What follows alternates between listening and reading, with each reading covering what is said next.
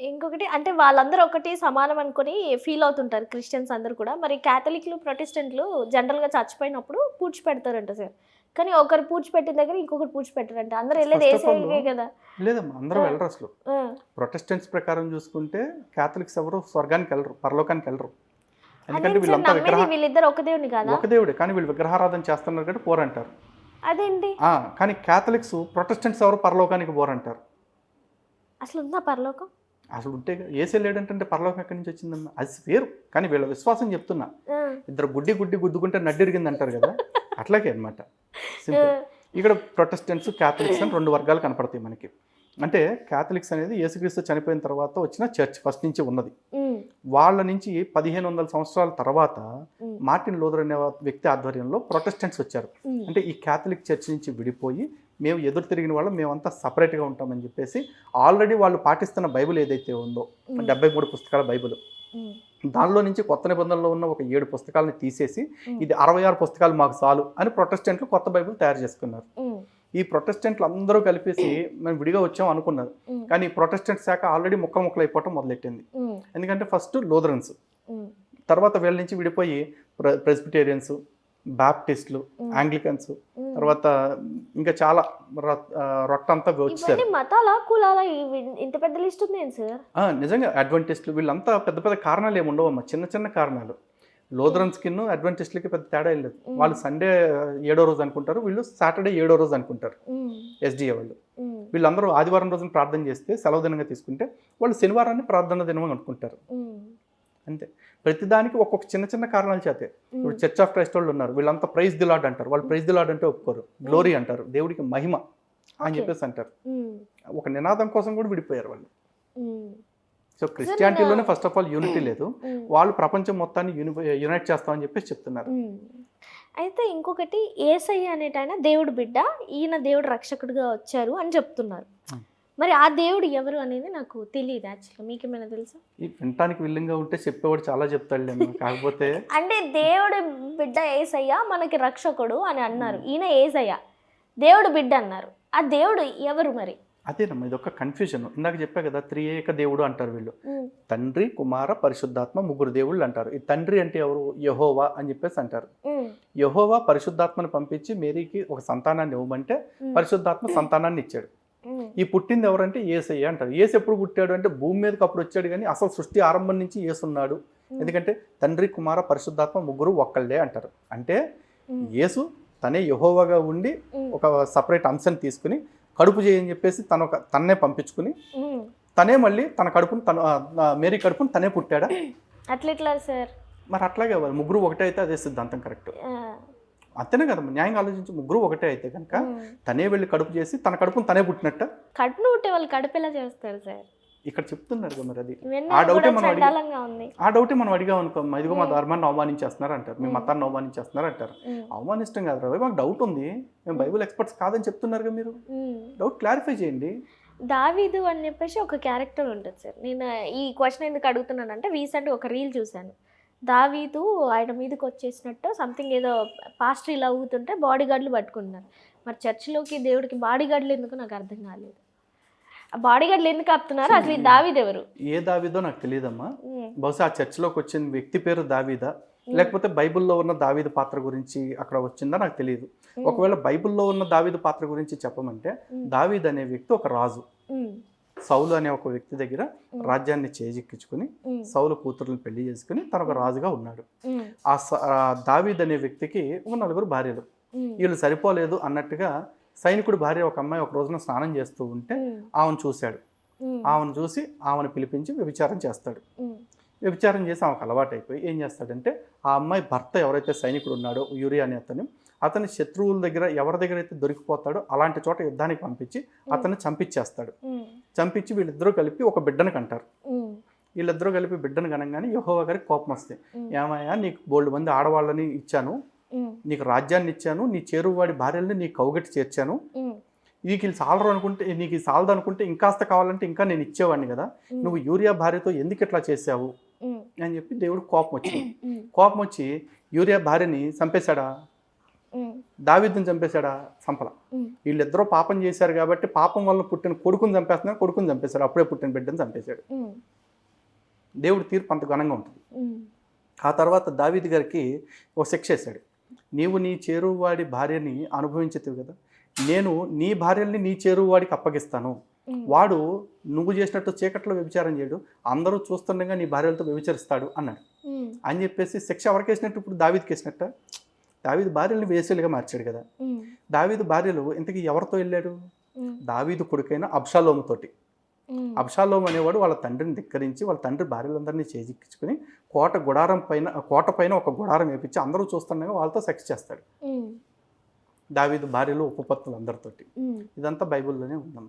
ఆ తర్వాత దావీదు కొన్నాళ్ళకి మళ్ళీ రాజ్యాన్ని పొందాలని చెప్పి రాజ్యాన్ని పరిపాలించే అధికారం తనకు ఉందని నిరూపించుకోవాలంటే దావీదుకు 90 ఏళ్ళు వచ్చి ముసలోడు అయిపోయాడు, పంచేట్లు. ఆ రోజుల్లో రాజుకి కొలమానం ఏంటంటే స్త్రీతో సాంగత్యం చేసే శక్తి ఉంటే అతను రాజ్యం పాలించడానికి పనికొస్తారు.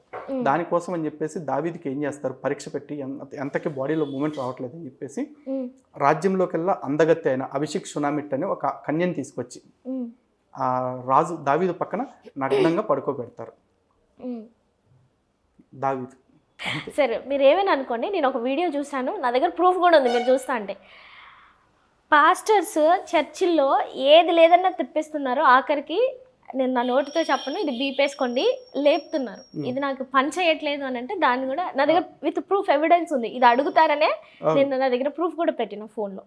సో అంటే ఇది ఈ పనులు కూడా చేస్తున్నారా? అది లేవడానికి పాస్టర్కి ప్రేయర్కి సంబంధం ఏంటి అసలు? వినేవాడు వినేవాడు విపి జాన్ అయితే చెప్పేవాడు జాకీ చాన్ అని చెప్పేసి ఒక సామెత. అంటే అలా లేపుతారా అనేది అదే చెప్తున్నానమ్మా. ఇప్పుడు దీనికి సమాధానం నాకంటే కూడా డాక్టర్ సమరం అని ఒకడు ఉంటాడు, వాడు మాట్లాడితే సనాతన ధర్మం మీద పడి ఏడుస్తూ ఉంటాడు కదా. వాడిని అడగాలి, ఏమయ్యా నువ్వు ఇంత హాస్పిటల్ పెట్టావు, ఇంత చదువులు చదువుకున్నావు, నీ టాలెంట్ అంతా డమ్మా బుస్క, అక్కడ నీ దగ్గరికి వచ్చి ఇన్ని మందులు వాడాలి, ఇన్నాళ్ళు వెయిట్ చేయాలి, అక్కడికి వెళ్తే ఇలా చేయబెట్టి టచ్ అనగానే అసలు అది ఈఫిల్ టవర్ లాగా వెళ్ళిపోతుంది అని చెప్పేసి చెప్పాలి.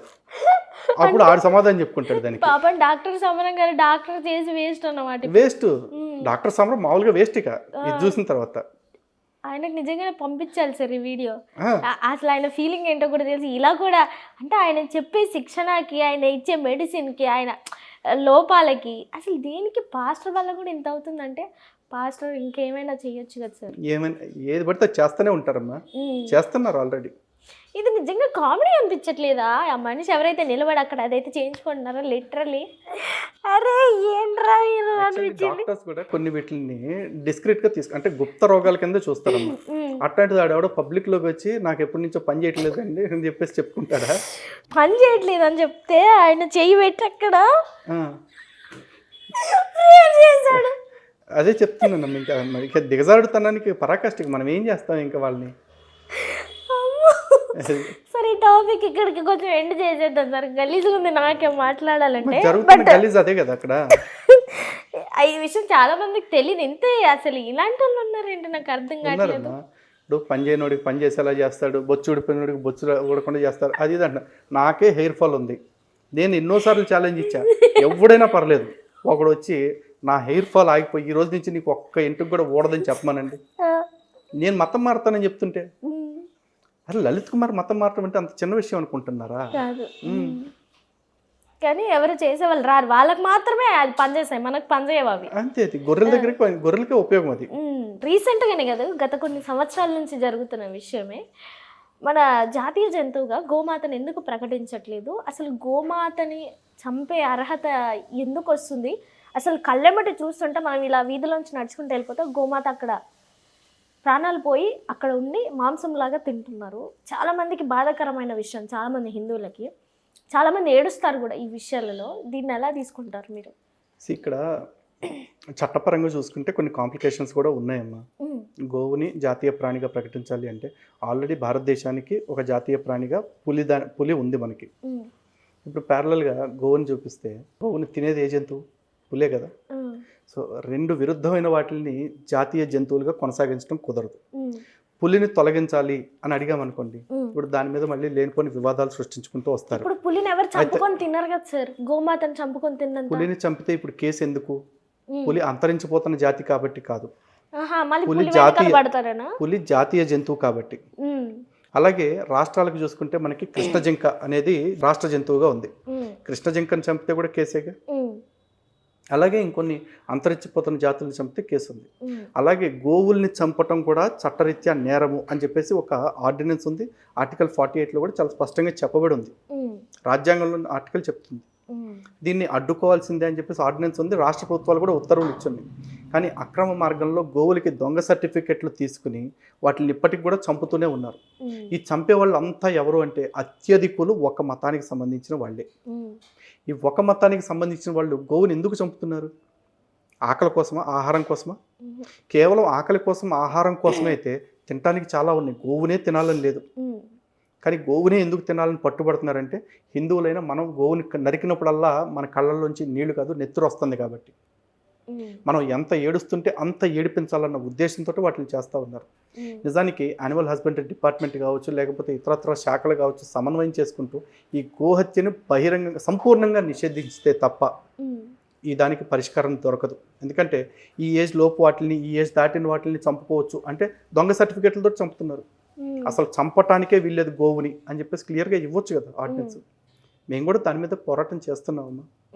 చూద్దాం. చాలా బాగుంటుంది సార్. ఇంకా పరిరక్షణమైన మనకి ఎందుకంటే it is responsibility of the state. ఎందుకంటే గోవుల్ని మాత్రమే కాదు ఇక్కడ వాళ్ళు కాపాడుతుంది, హిందువుల మనోభావాలను కూడా కాపాడాలి. మన హిందూ సంప్రదాయంలోకి వస్తే జనరల్గా ఎవరైనా చనిపోతే సమాధులు కట్టుకుంటారు.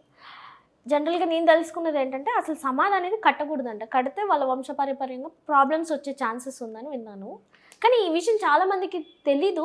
అసలు సమాధులు కట్టుకోవడానికి దీనికి ప్రాబ్లం ఏంటి అనేది అర్థం కావట్లేదు. నిజానికి సనాతన ధర్మంలో సమాధి చేయటం అనే ఆప్షన్ లేదమ్మా, సమాధి కట్టుకోవటం అనేది. ఎందుకంటే కొన్ని సంప్రదాయాల్లో కొంతమందిని అవివాహితుల్ని కావచ్చు, లేకపోతే సన్యాసుల్ని కావచ్చు, వీళ్ళని ఖననం చేస్తారు. ఖననం చేసిన సన్యాసుల పైన సమాధి కడతారు. సమాధి అనకూడదు. దాన్ని శైవ సంప్రదాయంలో అయితే అధిష్టానం అంటారు, వైష్ణవ సంప్రదాయంలో అయితే బృందావనం అని చెప్పేసి అంటారు. బృందావనం ఏర్పాటు చేస్తారు ఎందుకంటే వాళ్ళు మహాత్ములు కాబట్టి అక్కడ వాళ్ళు సమాధికి చేస్తారు. కానీ సామాన్యులకు వచ్చేప్పటికీ సమాధి చేయటం అనేది లేదు. ఈ మధ్య కొంచెం డబ్బులు ఎక్కువైపోయి ఏం చేయాలో తెలియక ఇది ఆప్షన్స్ అన్నీ వచ్చినాయి. కొన్ని వేల సంవత్సరాల నుంచి చూసుకుంటే ఎంతోమంది పుణ్యపురుషులు, ఎంతోమంది మహాత్ములు శరీరాన్ని విడిచిపెట్టారు. అందరినీ దానం చేసేస్తున్నారు. దానం చేసి పంచభూతాలు ఐక్యం చేసేస్తున్నారు తప్ప వాళ్ళ కోసం సమాధి కట్టుకోవట్లేదు. కారణం ఏంటంటే సనాతన ధర్మంలో ఎప్పుడూ లేదు. ఎందుకంటే పుట్టిన ప్రతివాడు చనిపోతాడు, ఎవడో ఎల్లకాలం ఉట్టి కట్టుకుని ఊరేది లేదు. కానీ అలా అని చెప్పేసి ప్రతి ఒక్కరికి సమాధి కట్టుకుంటూ వెళ్తే కొన్నాళ్ళకి మనుషులు పెరుగుతూనే ఉంటారు, చావులు పెరుగుతూనే ఉంటాయి. భూమి పెరుగుద్దా? భూమి పెరగదుగా. మరి ఇప్పుడు ప్రపంచం అంతా సమాధులే మిగులుతాయిగా. సమాధులు ఉంటే మనిషి ఎక్కడ బ్రతకాలి? కానీ ఇలా బాధ్యతగా ఆలోచించలేని కొన్ని మతాలు సమాధుల్ని కట్టుకుంటూ, సమాధుల మీద వాళ్ళ మత చిహ్నాలని పాతుకుంటూ, శ్మశానాలని కూడా మత ప్రచార కేంద్రాలుగా మార్చుకుంటూ పోతూ ఉన్నారు. సనాతన ధర్మంలో సమాధి అనే సంస్కృతి, సంప్రదాయం రెండూ లేవన్నా. కానీ అవి ఫాలో అవుతున్నారు. మరి ఎక్కడి నుంచి వచ్చాయి ఇవన్నీ? ఇవి చూస్తున్నారు కదా, ఈ విదేశాల వాళ్ళు అందరూ సమాధులు కట్టుకోవటం చూసి మా వాళ్ళకు కూడా మేము ఏదైనా స్మారకం కట్టుకోవాలి అంటున్నారు. నిజంగా సనాతన ధర్మంలో నీకు డబ్బు ఎక్కువైతే ఏం చెప్తారంటే మీ బంధువులు కానీ మీ వాళ్ళు కానీ ఎవరన్నా మరణిస్తే అలాంటి వాళ్ళందరి పేరు మీద గోదానము, భూదానము, సువర్ణదానము, అన్నదానము ఇట్లాంటి దానాలు చేయమని చెప్తారు. ఎందుకంటే దానం మనల్ని తరింపచేస్తుంది. దానానికి ఉన్న గొప్పతనం అది. సనాతన ధర్మం యొక్క కోర్ ఫిలాసఫీనే త్యాగేనైకే అమృతత్వ మానసు. అంటే త్యాగము ద్వారా మాత్రమే ఒక మనిషి అమరత్వాన్ని పొందగలుగుతాడు అని చెప్తుంది. త్యాగం ద్వారా చేసేటప్పుడు అంటే అందరికి దానాలు చేయాలి, లేని వాళ్ళకి. ఆ చనిపోయిన వ్యక్తి పేరు మీద దానాలు చేయాలి. 10వ రోజున కూడా అందరికీ చూడండి, బ్రాహ్మణులు ఏం చెప్తారంటే గోదానం చేయండి, భూదానం చేయండి, సువర్ణదానం చేయండి అని చెప్పేసి అంటారు. అంటే అన్ని దానం చేయమని కాదు, వాటిల్లో నీ శక్తి మేరకు నువ్వు ఏం చేయగలవో ఆ చనిపోయిన వాళ్ళ పేరు మీద చెయ్యి. అప్పుడు ఈ దాన ఫలం, ఈ దానం యొక్క పుణ్యం వాళ్ళకి చేరుతుంది అంటారు. సో అందుకని ఈ సమాధులు అనేవి కట్టుకోకూడదు. ఓకే. బట్ ఈ విషయం చాలా మందికి తెలియదు. ఇప్పుడు రాజకీయ నాయకులు కట్టుకుంటున్నారు కాబట్టి, అంటే రాజకీయ నాయకులకు అవసరం. ఎందుకంటే చనిపోయిన నాయకుడిని చూపించుకుంటూ భవిష్యత్ తరాలు కూడా రాజకీయం చేసుకుంటూ బ్రతకాలి కాబట్టి. కానీ ఒకదానికి పొంతన లేకుండా జనాలందరూ ఎటు వెళ్ళిపోతున్నారు. ఇది కలి ధర్మం అమ్మా. ఎందుకంటే ఫస్ట్ వర్ణాశ్రమ ధర్మాలు కూలిపోతాయి కలిలో, ఆ తర్వాత అధర్మం పెచ్చుమెరుతూ ఉంటుంది. ఇటువంటి పెడత్రోవలు, పెడపోకళ్ళన్నీ వస్తూ ఉంటాయి. మరి ఏం చేస్తుంటాం? వాటన్నిటిని దాటుకుంటూ వాటన్నిటిలో మనం చిక్కుకోకుండా మన వంతు ప్రయత్నం మనం చేసుకుంటూ వెళ్ళటం ధర్మాన్ని కాపాడటానికి. Sir last and final question, చాలా సిల్లీగా ఉంటుంది అడిగితే, అసలు యేసయ్య ఎవరు? బైబిల్ అనే ఒక నవల్లో ఉండే ఒక పాత్ర అన్న. పాత్ర ఆయన ఎప్పుడు పుట్టాడు ఏంటి అనేది ఏమైనా క్లారిటీ ఉందా? మీరు బైబిల్ చదివారు కాబట్టి. బైబిల్ చదివాను కాబట్టి నాకు ఆయన ఎప్పుడు పుట్టాడు ఎక్కడ పుట్టాడో క్లారిటీ లేదమ్మా. బైబిల్లోనే ఆ క్లారిటీ లేదు. డిసెంబర్ 25వ తారీఖున యేసుక్రీస్తు పుట్టాడు అని బైబిల్లో ఎక్కడ ఉందో క్రిస్టియన్స్ని అడగండి, నన్ను అడిగితే ఉపయోగం. మీరు సెలబ్రేట్ చేసుకుంటారా నేను క్రిస్మస్ని? I use to when I was Christian. ఇప్పుడు ఇప్పుడు నాట్ ఎనీమోర్. నాకు షేక్స్పియర్ నావల్స్లో పాత్రలు ఎట్లాగో ఇందులో బైబిల్లో యేసుక్రీస్తు కూడా అంతే. నాకు ఒక పాత్ర, ఆ పాత్ర కోసం మీరు ఇంత ప్రాధేయపడుతున్నారన్నమాట. కాదు కాదు కాదు, ఆ పాత్ర పేరుతోటి ఈ చేసే మోసాలకి సైడ్ క్యారెక్టర్స్ ఉంటాయి చూసారా, వీళ్ళు చేస్తున్న మోసాల నుంచి హిందూ సమాజాన్ని కాదు మానవాళిని కాపాడుకోవాలనేది నా ప్రయత్నం. ఎందుకంటే క్రిస్టియానిటీలోకి వెళ్ళిన వాళ్ళందరినీ కూడా, మతం మారిపోయిన వాళ్ళందరినీ కూడా నేను ద్రోహులు అన్నట్ల. వాళ్ళందరూ కూడా బాధితులు. డ్రగ్స్ అమ్మేవాడు ద్రోహి, డ్రగ్స్ వాడేవాడు బాధితుడు, విక్టిమ్. సో ఈ మతం మారిపోయిన వాళ్ళు అందరూ కూడా విక్టిమ్స్ అమ్మా. అబద్ధాల వల్ల మోసపోయి ఆ మతంలోకి వెళ్ళిపోయిన వాళ్ళు. ఆ విక్టిమ్స్ అందరినీ కాపాడి వెనక్కి తెచ్చుకోవాలి కదా మరి. అంటే మీరు ఇందాక చెప్పినట్టు ఫస్ట్లో 5 లక్షల మంది ఉన్నారు పాస్టర్లు అంటే, మరి జనాలు ఎవరు? అందరు పాస్టర్లే కదా. లేదమ్మా, 2 తెలుగు రాష్ట్రాల్లో కలిపి 2,40,00,000 మంది క్రైస్తవులు ఉన్నారు అని చెప్పేసి అజయ్ బాబును ఈ అభినయ దర్శన్ సెన్సస్ తీసి చెప్పారు. మరి అంతమంది ఉన్నారా? ఉన్నారు. అసలు మొత్తం 2 రాష్ట్రాలలో అంతమంది జనం ఉన్నారు. ఫస్ట్ వాళ్ళని కౌంట్ చేయమనండి. సెన్సస్ వాడు చెప్పాడు కదా, ఇద్దరు. ఆడి పేరేంటి, విగ్గుగడును ఎర్రప్పగడు వాళ్ళ పేర్లు. ఫ్రెండ్స్, కొంచెం క్లోజ్ ఫ్రెండ్స్ కనుక అందుకని అట్ట చనువుగా పిలుస్తా. Okay sir, done. Thank you sir. Thank you.